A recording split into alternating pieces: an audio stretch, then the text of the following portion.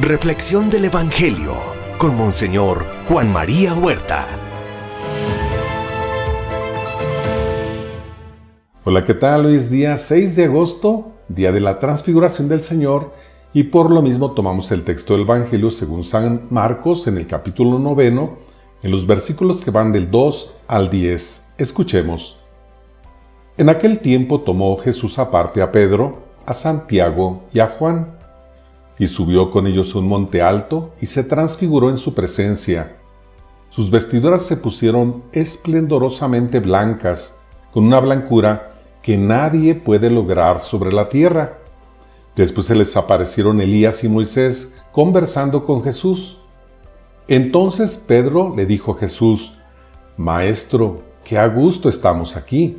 Hagamos 3 tiendas, una para ti, otra para Moisés y otra para Elías. En realidad no sabía lo que decía porque estaban asustados.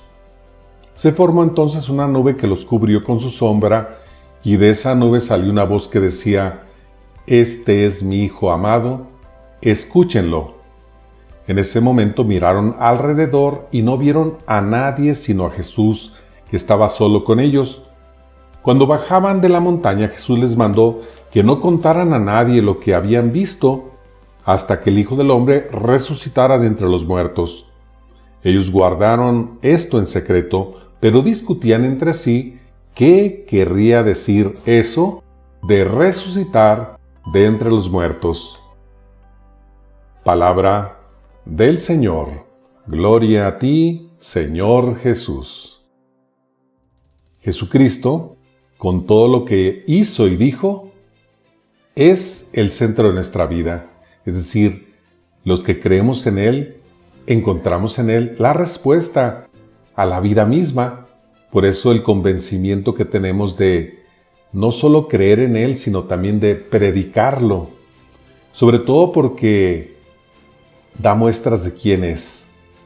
Ante el escándalo que se iba a suceder por morir crucificado como uno de los peores delincuentes para quienes tenían ese castigo de la crucifixión, para quienes de alguna forma dudaran porque lo iban a ver morir, Él se manifiesta ante Pedro, Santiago y Juan como quien es Dios. Y por lo tanto, vale la pena creer en Él.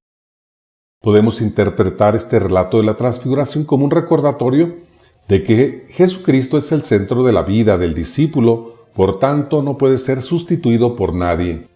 Aunque Moisés y Elías eran personajes muy importantes en aquellas comunidades, éstas debían convencerse de que el Señor era y es mucho más que ellos.